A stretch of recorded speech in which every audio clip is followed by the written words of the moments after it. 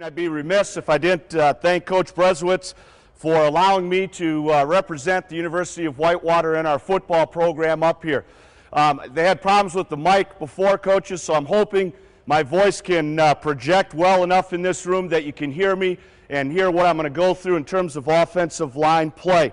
I think there's a couple things that I know as people started asking, hey, what are you going to talk about with regard to your presentation, talking about offensive line development? Is it going to be all about the zone? And I think at times coaches, have mixed emotions about a zone offense, whatever that is, and, that teaching those techniques. I think there's some basic fundamentals, coaches, with regard to offensive line play. The game of football, I really truly believe, is not a difficult game. Don't make it difficult. I know in hearing some of the speakers talk, we hear about the wishbone offense. We just had John Hoke up here, who's done an exceptional job at Lancaster with his offense. Last night, listening to Western Illinois talk and some of the things their coaches and their coaching staff do, there's a lot of different ways to get it done. But I think essentially in terms of offensive line play, the fundamentals still remain the same. It's about being able to move. It's about being able to create angles. It's about being able to strike and deliver a blow. It's about being able to maintain leverage. So I think there's some really fundamentals with regard to offensive line play. It doesn't matter if you're in the wishbone. It doesn't matter whether you're in the wing tee. It doesn't matter if you're in the I formation. It doesn't matter if you're in the run and shoot or the zone offense. Those fundamentals of offensive line play remain the same. And I think that is what I wanted to talk about today and go through those, demonstrate those to you. Guys, a lot of presentations start out with jokes. I can't remember any jokes, so you're not going to get one from me. And some coaches get up here and they start name dropping for about 10 or 15 minutes. Well, I don't know anybody, so I don't have any names to drop on you. So I'm going to get right into it in terms of the fundamentals of offensive line play and some of the things that I think are important. One of the things that essentially you got to take a look at in terms of influence a little bit, what is going to be your base as you teach and coach offensive line? Who is going to influence you? Where do you want to get your information from? Some of the individuals that, again, that have had some type of influence on me as an offensive line coach, I've put these people up here. George DeLeon, he was at Syracuse during their run in which they won a lot of football games, running option football again. Excellent, excellent coach. Did a great job. I think one of his videos out on pass protection progression is probably one of the best videos I have ever seen.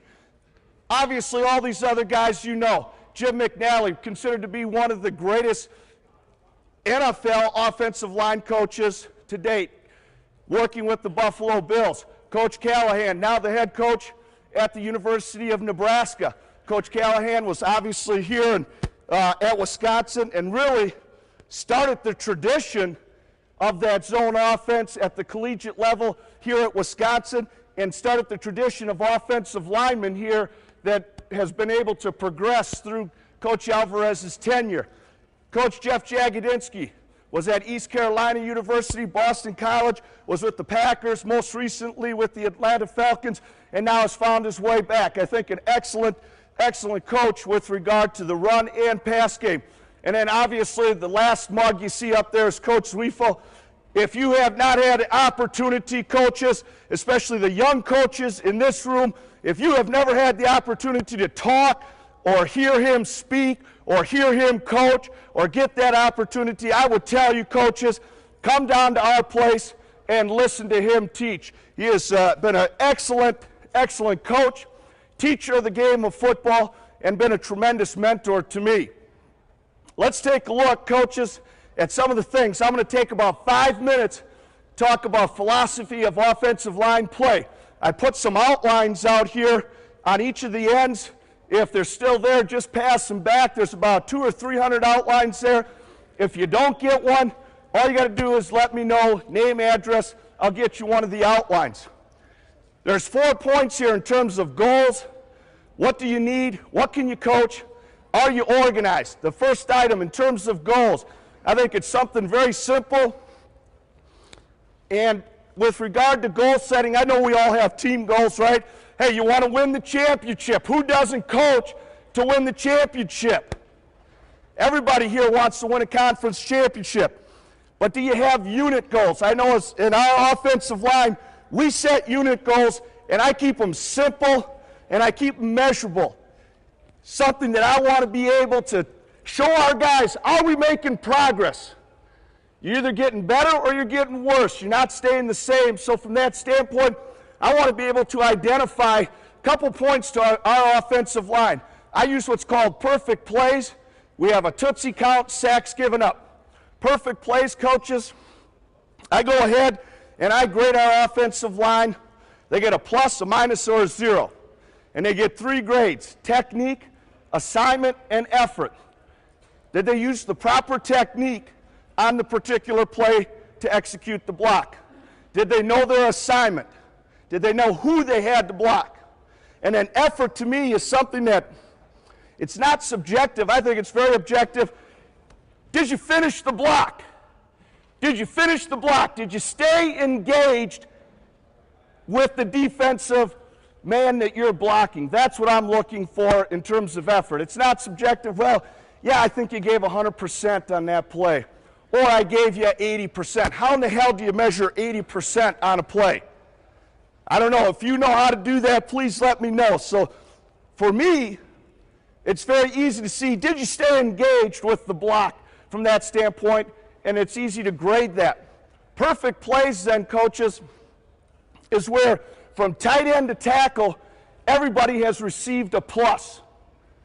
And so we think and we feel as an offensive team, we want to try to get above 15 or more perfect plays every game. If we get into the 20s, we're feeling, hey, we're going to be pretty successful with regard to that. And so we keep track of that. Tootsie count, I know a lot of times, D-line coaches, they're the only ones that have the market on intensity and knocking someone's ass off and stuff like that. Well, I disagree, all right? I want my offensive linemen to be as aggressive as defensive linemen. I'm not going to have my guys be passive. I don't want them to, say, hey, we're going to take a back seat to the defensive line. I want my guys coming off the ball, attacking downhill, being aggressive, and getting a little chip on their shoulders. I think that is essential. And so I keep track of this. Goes back actually to some of my River Falls days, knocking a guy off his feet, whether it be on the first level, second level, or third level, and keeping track. And on Mondays after we go through grade film, giving out Tootsie Rolls. And then the last statistic we keep track of, you heard Coach Breswitz talk about being balanced and being able to throw the ball, run the ball. We have to be able to protect the quarterback. I think that is essential. I think it's really a moral type of victory for the defense when they get to the quarterback and they can sack him. And so from that standpoint, I really emphasize that with our offensive line. Protect the quarterback. At all costs, protect the quarterback. Be in great technique for him. When all else fails, maybe leg whip him or something like that, but protect the quarterback. What do you need? Think about this when you talk about what is it that I want as an offensive line.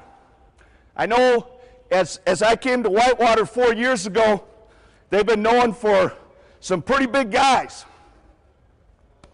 And again, going back to my philosophy, I think you can get it done different ways. And really, I think we've probably downscaled in terms of what we look for right now.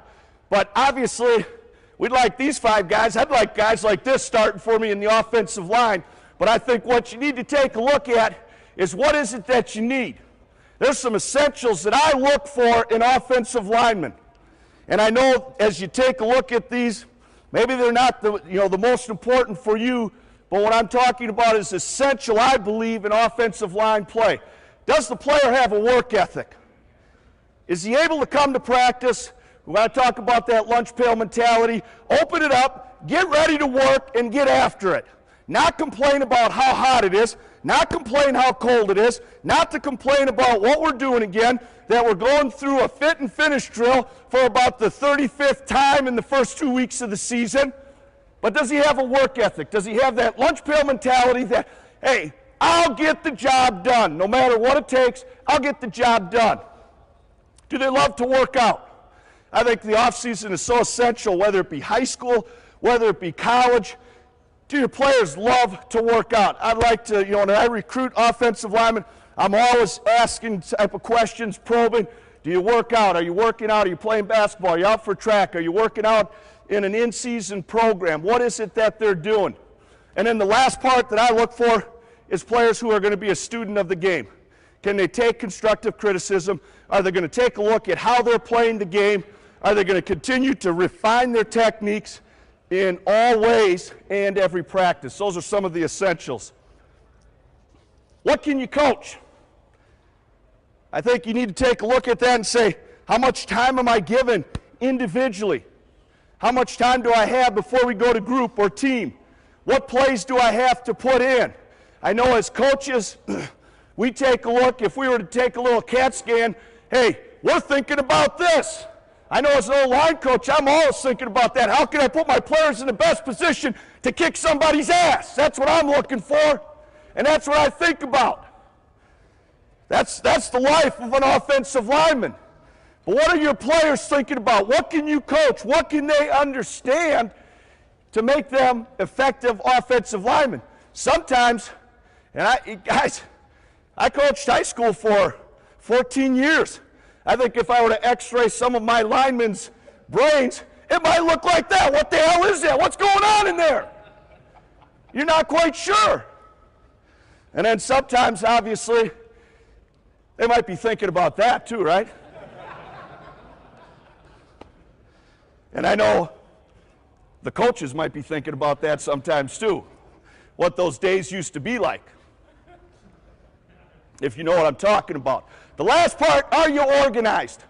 I think as offensive line coaches, I really believe I'm passionate about this, coaches. You are the heart and soul of a football team. You are the heart and soul of a football team. If I'm the heart and soul of a football team, I'm going to work that way. I'm going to prepare that way.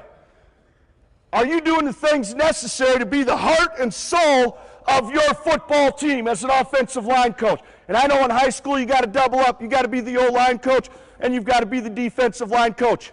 It's still getting it done in the trenches. A couple things that I always thought were essential in terms of being organized. Do you have a progression? I challenge you today, and that's what I'm going to talk about here. Do you have a progression? Do you have a run progression? Are you able to, hey, coach, tell me what your run progression is. Can you verbalize it? Can you demonstrate it? How do you teach the double team, coach? How do you teach pass protection? Are you able to verbalize it? Are you able to demonstrate it? Those, I think, are essentials to any coach. Hey, we want to run this play, we want to do this, we want to do that, whatever it may be. Hey, that's all great. What's the progression? How are you going to teach it? Because it's not what you know, it's what our players know. Practice schedule written out.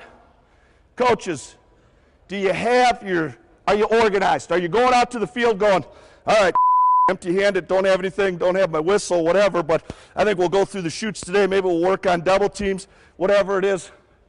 I found out long ago, it is essential to understand, what do I need to get done this week? How many times have I taught the double team, and we're in the 5th week of the season? How many times have I taught the combination block? I can go back through my files over the last 4 years, and I know how many times I have taught every single drill with every single practice through each season. Now that might be a little anal to some of you, but that's why I'm a little OCD. I've got that obsessive compulsive thing. But you're able to take a look, is there a correlation to this drill? Does this drill help us, or should it be eliminated from our progression? Do we think it's something that's beneficial with what we're teaching? If you don't keep records like that, how are you going to know if it's beneficial? How are you going to know if it's working or not? And then the last item, hey, this isn't any revelation. Okay, draw some squares on the field. But from an organizational standpoint, hey, line up, we're going to go through stance today. Well, how the hell are you going to line up? If you don't have any lines on the field, how about everybody get at an intersection right now, and we're going to teach stance. Put your heels on the back side of the line.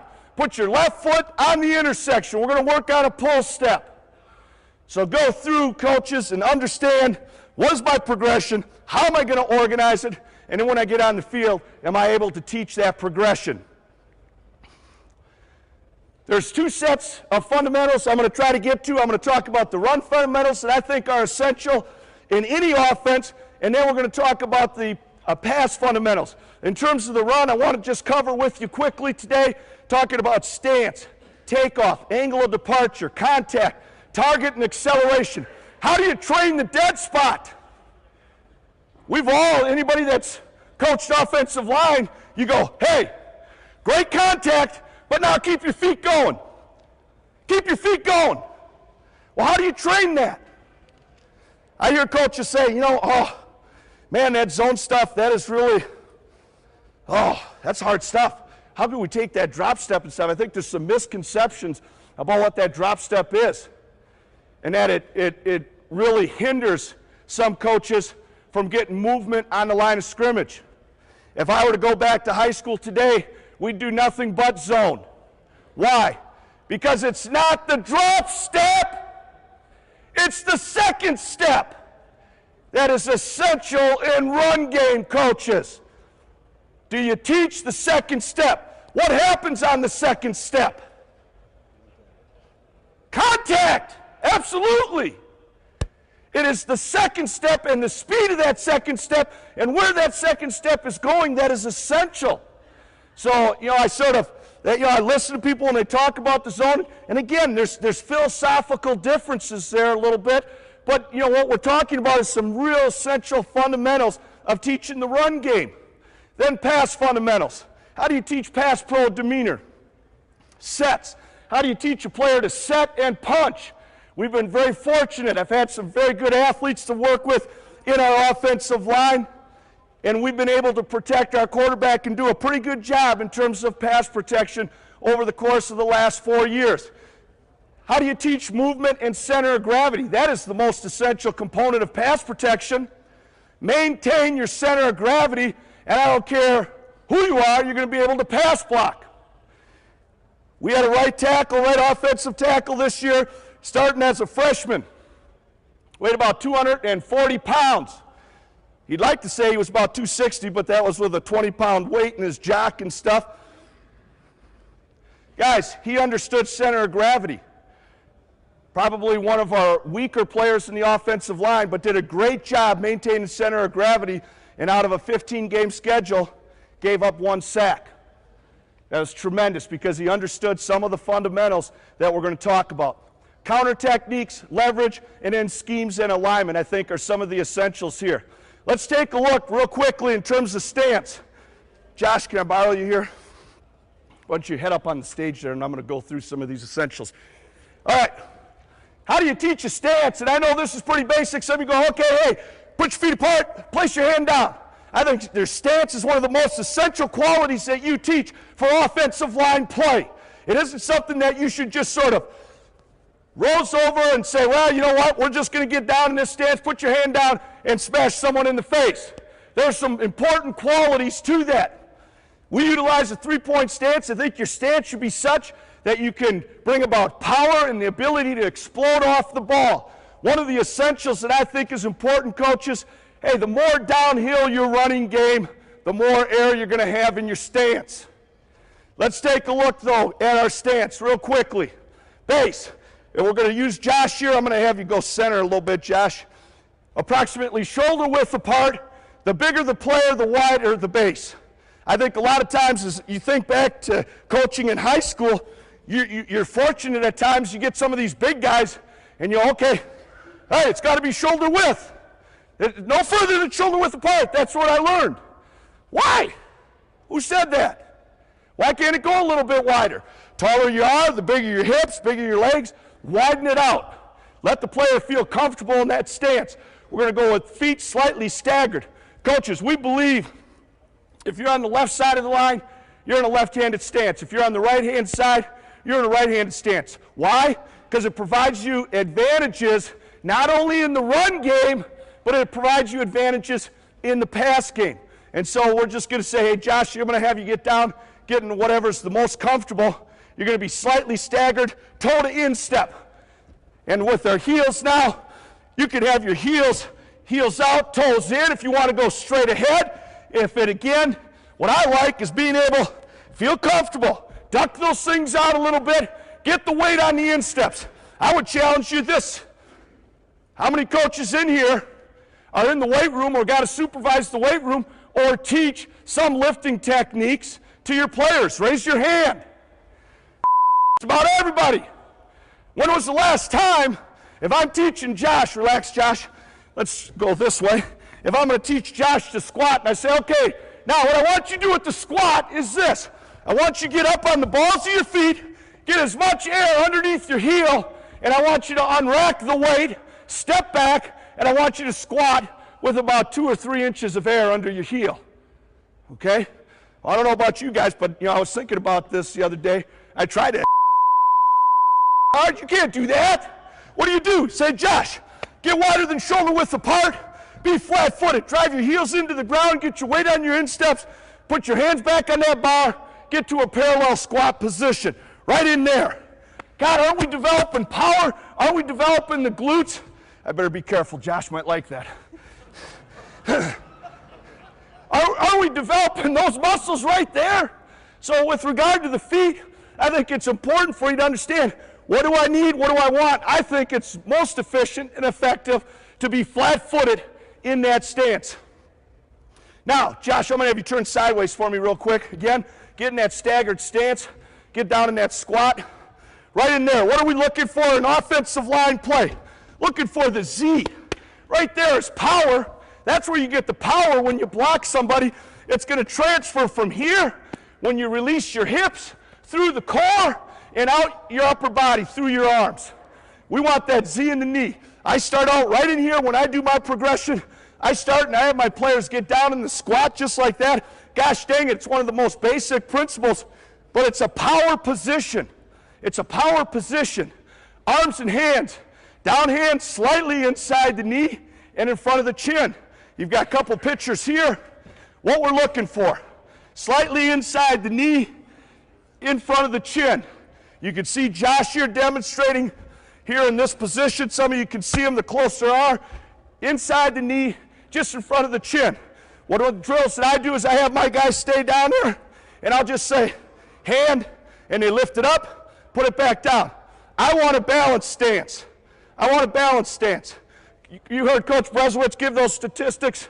Hey, 100 and whatever, 60, whatever, first downs, passing the ball, running the ball, whatever that stuff is. We've got to be able to pass block too. And so it gives me a little bit more of an advantage to be in that balanced stance. If I'm running the ball a little bit more, we go back to that same point. More downhill, the more air in your stance, okay? Bring those heels up just a little bit. Maybe be able to slip a dollar bill under there. Maybe be able to take your hand, your fingers, get down back in that squat. Maybe you're going to be right in there, okay? Arm, hands, again. Questions? Shoulders, square to the line of scrimmage. I'm going to have you face this way. Don't look into the light, though. You blind you, okay? Shoulders, we want our shoulders to be square at the line of scrimmage. We want them to be slightly below, the tail slightly below the shoulders themselves. Here's a good picture. This is our tight end, Pete Schmidt from Mount Horeb. A great position, again, when you lift, when you talk about good offensive line play. And coaches, this stuff's on your tape. I'm not telling you anything you don't know. Go look at your tape, copy tape, You guys want to come over and watch film anytime? I love watching film. I've got NFL tape. I've got college tape. Take a look at good offensive line play. And what do you see? You see them hitting on the rise. You see them hitting on the rise. And so we want to put our players in that position right away. Your head should be up, and your focus should be on your target. Not that you're going to glue your eyes in on your target, but your focus should be on your target, that my first step that I take is going to be towards that target. Now, you can relax, Josh, for a second. Here are some variations of stances. And again, I think there's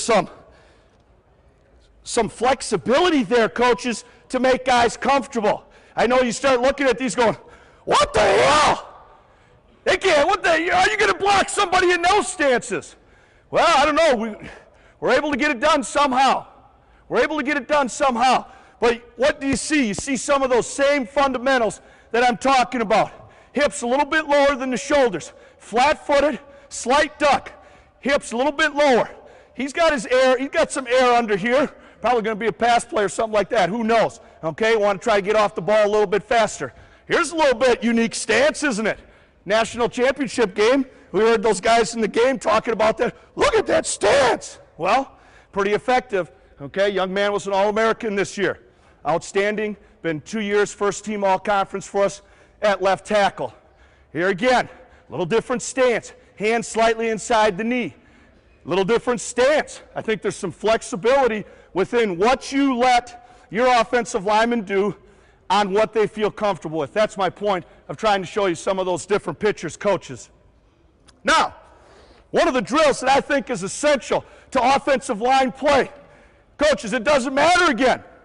What am I teaching? I'm teaching body position. I'm teaching center of gravity.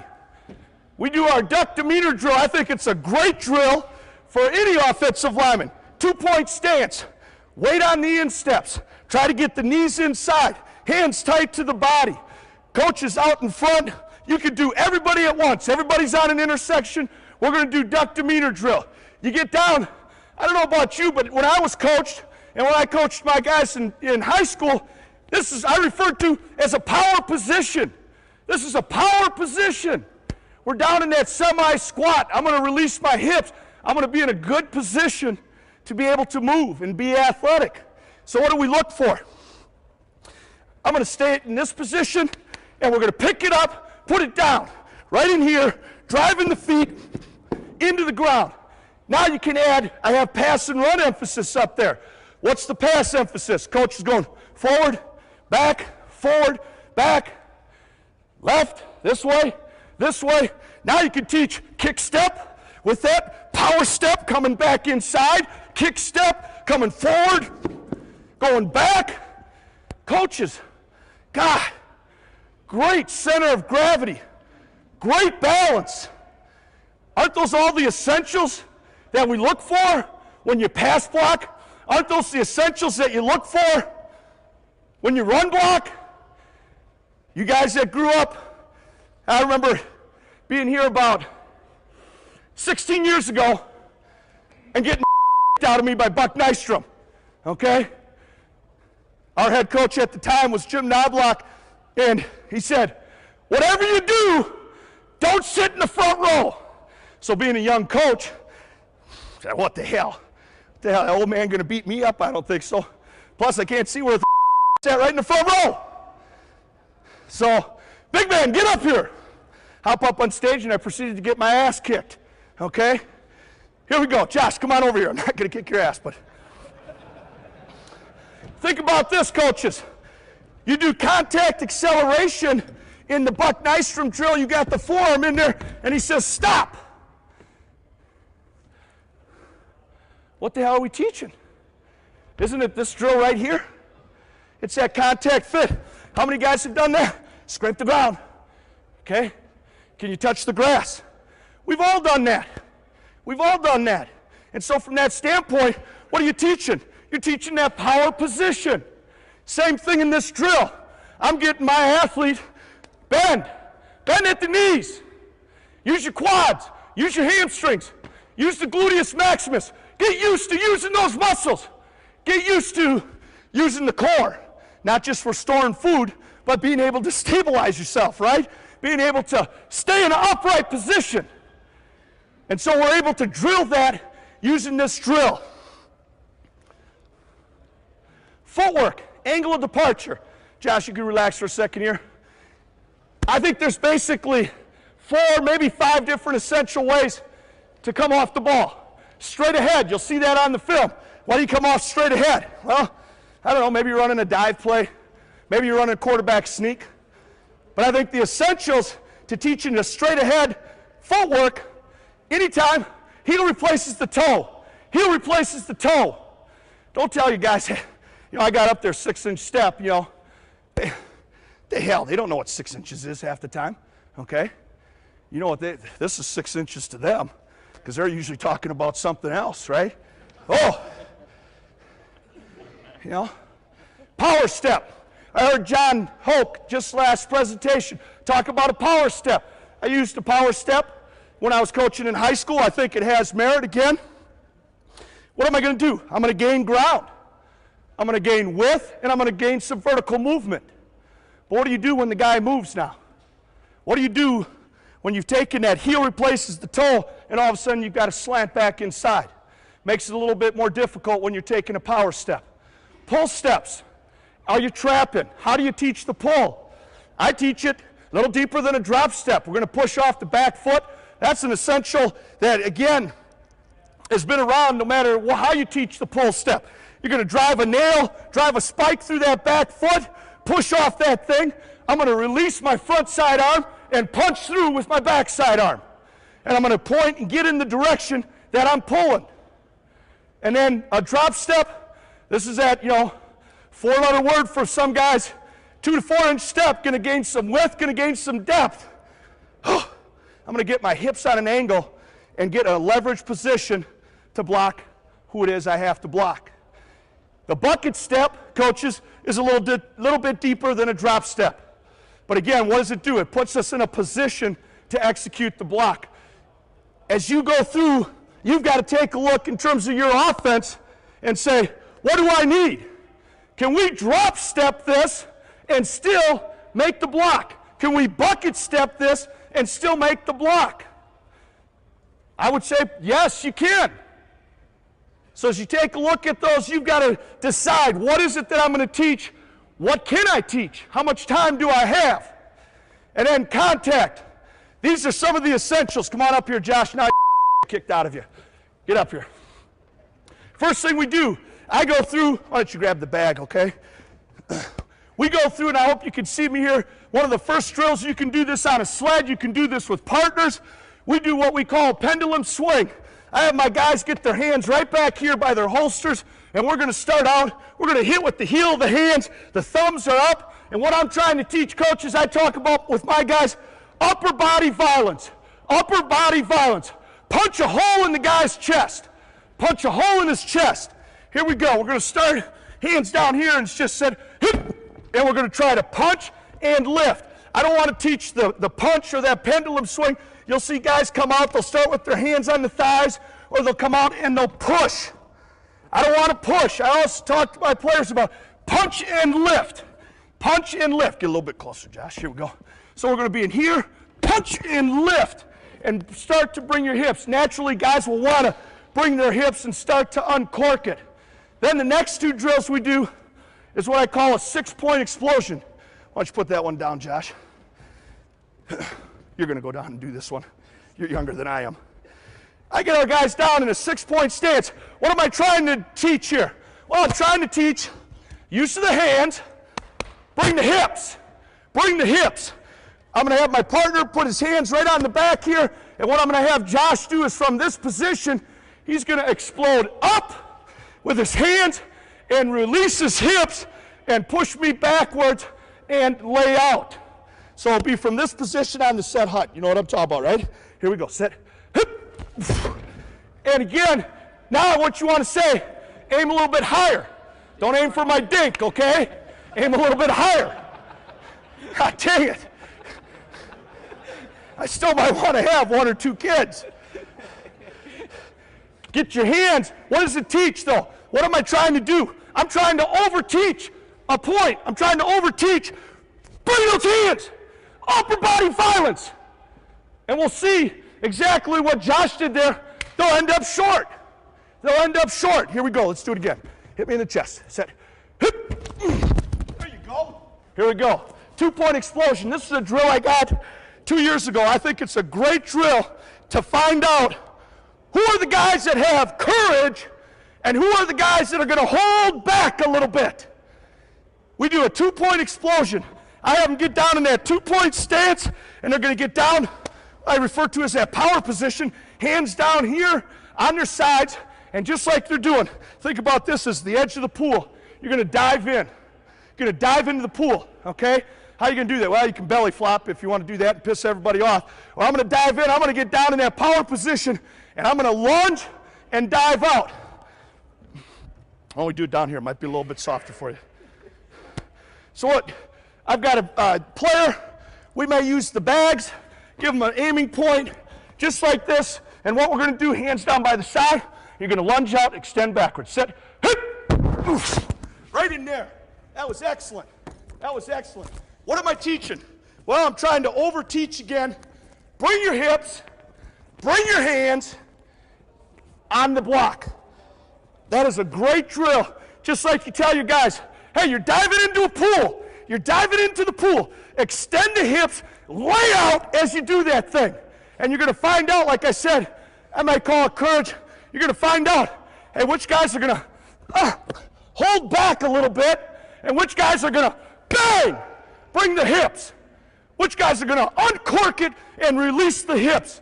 That is a great drill. I do that right away in the beginning of my two-a-days, especially with the younger guys, because I can find out then a little bit, hey, was my recruiting as good as I think it is, or do we got to start working on next year right away? And so from that standpoint, we're looking, can they release their hips? Can they bring it through on the block? The next drill we do is just a contact acceleration. You're going to put them in that contact position. Come on, walk up to the dummy, Josh. Put your hands on it. And all we're going to do now is we're starting to train that dead spot. Accelerate from a dead stop. Here we go. Say, extend, extend, extend, extend. Good. And again, now, how can you do that? You can do it with the forearm, coaches, as you'll see here on tape in just a second. You can do it with two hands. Whatever that fit position is, put them in there and accelerate from that. And then we go fire to fit. Obviously coming, we don't use the chutes, haven't used the chutes for ages now. Don't need to, okay? Don't need to. Younger guys, you might want to use the chutes until they get used to staying low. Coming out of their stance, trying to create air. One of the drills, though, that I like here is train the dead spot. Come through the block. Accelerate through the block. What are we doing? Coming out of our stance, down the board, and now what you do with the defensive man, you make it a little bit exciting. He can come down the board now, too, on the set hut. Make him work through that stalemate. Make him work through that sticking point. Don't have a guy just stand here. We'll do a little bit in slow motion here, Josh, to start with. Okay, let's start with your left foot. Okay, here we go. Set, hip. All right. Now, what we're going to try to do is we'll create a little bit more space. I might say, okay, take 1 or 2 steps back. Now I might say take 3 or 4 steps back. Now get at the edge of the board and try to, come down a little bit harder with a little bit more speed. And so from that standpoint, what you're trying to do is to get the player to feel contact and then to accelerate through it. So there's a couple different ways to drill that, just like I've tried to explain here. 6-point explosion, 2-point explosion, contact, acceleration, fire to fit, and then down the board. Again, what we're going to try to do is drill the hell out of it, because how many times as offensive line coaches have you said, great contact, now keep your feet going. Great contact, keep your feet going. We've all said that. How do you teach that? What's your progression? Get your guys to come off the ball and knock someone back. All right. Then what we do, we call a finish drill. What is the finish again? Well, it's the next step. Going beyond training the dead spot, put your guys in a disadvantaged position. How do they finish the block? That's really the most essential. You want them to stay on the block as long as they can. How do they finish the block? Coaches, put your guys in a disadvantaged position. Take a look at your film and grade your guys. Are my guys finishing, or are people coming off and making an assist, getting an arm on the running back? I think this is something you've got to drill every single day. Put your players in a position. I don't care if it's the forearm. I don't care if it's the hands. But what you're going to do is you're going to put them in a position, in that fit position, good wide base, and on the set hut, you're going to start driving the man off the ball, and on the whistle, this guy becomes live. He can go that way, he can go that way, he can bull rush me. He starts and he tries to swim over the top. What am I going to teach? I'm going to teach heavy with the inside arm, drive over the top of it. He goes outside. Teach your players how to stay in a good demeanor position and be able to accelerate and stay on a man. And I think you've got to do these drills right here, the finish drill, live. You can't do that on a sled. Sled doesn't do anything. I think as much movement as you can work with your players and as much one-on-one as you can do with your players in terms of the offensive line, the better they're going to be. From the finish then, we get into drill work. We'll do some stop pursuit drill. This, I think, is a great drill for high school coaches because, why? It's essential because you guys are, you're D-line coaches and you're O-line coaches, aren't you? Anytime I could take the opportunity, I'm going to teach the defensive line and the offensive line 3 times a week. We're going to do this drill at least twice a week, and we're going to try to teach both sides of the ball. You get 2 offensive players up, 2 defensive players, the coach is behind. You're teaching the front side block, 2-hand punch, take my power step, take my drop step, target, work through the target, finish the block. Backside, am I using a backside rip? I'm teaching the hell out of that. Am I talking about tightening your landmark? Work the backside vertical. Whatever you do, you can teach that also at the same time. Then, you're teaching these defensive linemen on this side. Hey, I'm getting reached. Fight pressure. Lock out. Backside. Rip. Get into an angle of a pursuit.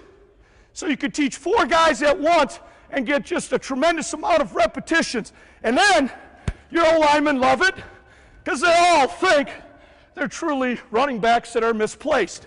And they get a chance to carry the ball. And you put one of your O-linemen between the 2 dummies, you give them the cadence, the count, the direction, this direction on one, and they love the drill. You go through it, they rotate through offense, offense, defense, defense. I'm out. You can set it up between the 2 hashes. You can set it up between the hash and the sideline. But what a tremendous drill to teach front side, back side, and the fundamentals of what we're talking about in the run game. Questions at this point? What I'd like to do, I've got some tape. I'd like to throw that in.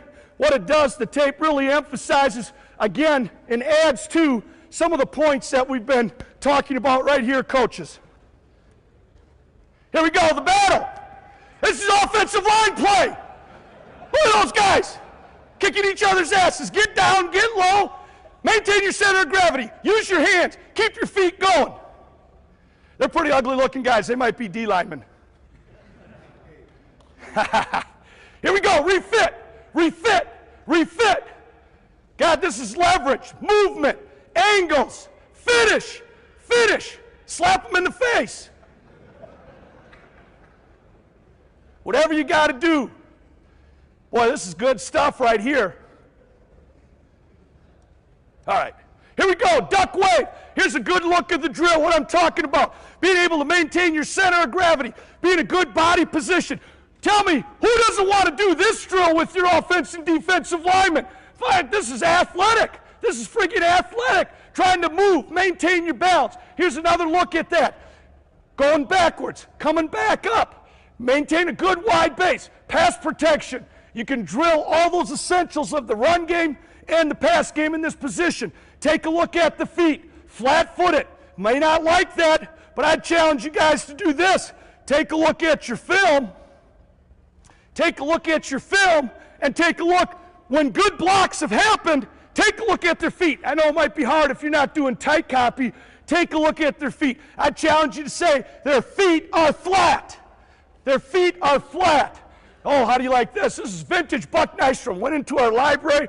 We got a lot of good stuff. Talk about three-point stances. Have we evolved? Yeah, a little bit. A little bit. Not much difference, though. Only thing is, the guys are freaking heavier. Look at that big ass, okay? Flat feet. Again, offhand. I tell our guys right here, put the wrist on the knee. I don't know, this isn't rocket science, guys, but I want to be able to use that hand. I'm not going to tuck the forearm back inside on the quad there. I'm going to have him get that hand out in front so we can use that to defend ourselves in pass protection, use it in the run game.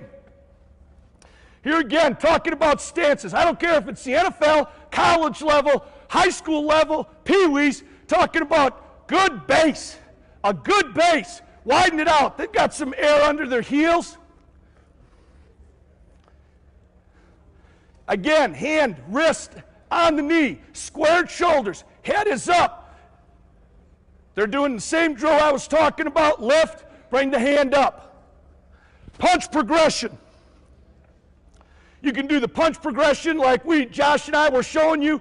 You can do the punch progression on the sled. Doesn't matter. But again, bringing it up and lift. Punch and lift. Punch and lift. If you haven't seen this sled, this is a great sled. Coach Breswitz doesn't know it yet, but he's buying me one this year. It's great because what it does, it's different than the left sled because it releases down here at the bottom and it's already at that angle. So if you're punching on the rise, it unlocks it. Here's a great look, talking about the punch. Upper body violence. This is something you can do with your guys right here. You can do this in the weight room during the summer. You can do this during the winter. Get a linebacker shield. Guys, I know how. So there's linebacker shields laying around in your weight room. Big deal. I don't know who's using them, okay? So here we go. You can get your guys, go outside, two-hand punch this thing. Let's go, work on that. Thumbs up, upper body violence. I feel bad. I put all this together and I was looking at it again last night and going, showing the Chicago Bears here. I hope there's not a lot of Packer fans, but that's all right. But again, showing, bringing the hips. Now this is vintage. Any of you guys have this stuff? This is vintage McNally, way back when he started in the NFL, talking about upper body violence. Look at these guys bringing their hands on the seven-man sled here. He's talking about bringing the hips, bring the hands, bring the hips, bring the hands, bring the hips, bring the hands, bring the hips. I don't know if you're able to film. You got a player that's hurt. Take a look, film your individual. Take a look, what is it that I'm teaching on the field? You can do the same things that I was talking about today with the form. It doesn't matter. You're bringing the hips, lifting, hitting on the rise. Those guys are still hitting on the rise. I didn't hear, I don't know how. I don't want to do that, Coach. Here we go.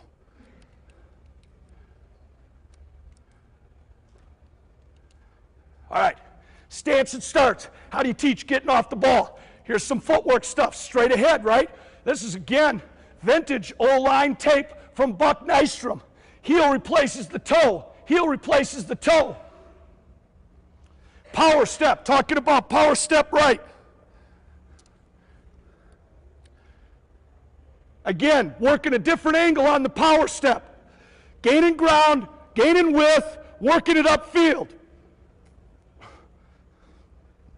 Again, some of the principles. Buck Nystrom talked about get the knee to roll over the front foot. Get the knee to roll over the front foot. Well, one of the problems with that, coaches, is when the defensive guy moves, what do you do then? What do you do then?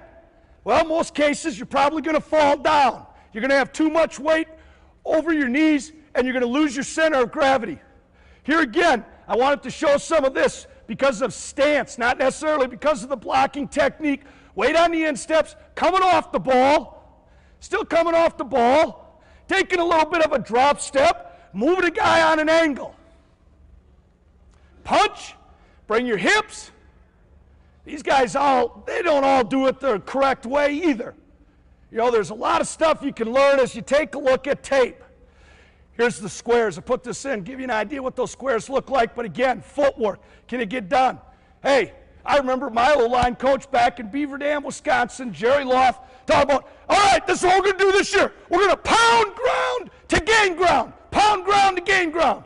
All that like it's cyclical, doesn't it? It's coming all back in style. Weight on the instep, pounding the ground. Here again, now you're starting to work steps from that individual to working it on the sled. Give them some resistance. You got to give them resistance. Take our left sled, I'm putting 100-pound sandbags on that thing. I try to get as much resistance as I can. I throw my body on there, or I have some of our GAs hop on that thing. I want to try to give it as much resistance as it can.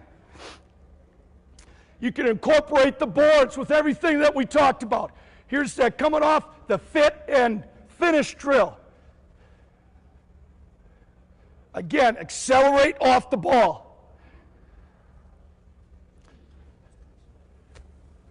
We're over? Okay. This is backside work that you can work on with your guys. Hey, I'm on the backside. I've got to prevent a guy coming over the top. What do I got to do? Work in one hand. This could be the backside of a combination block.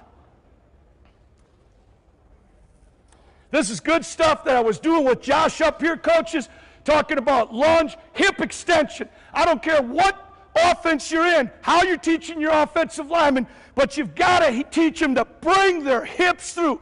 Coaches, if they bring their hips through, they're going to be able to accelerate and create movement off the line of scrimmage.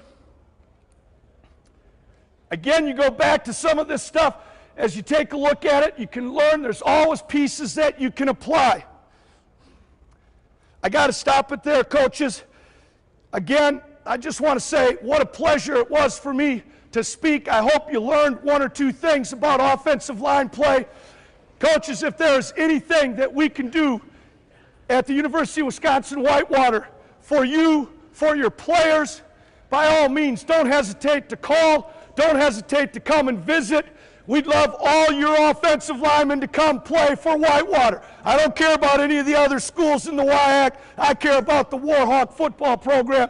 So if you want your O-linemen to get coached up, you want your O-linemen to be successful, send them down to Whitewater. Thanks again, guys.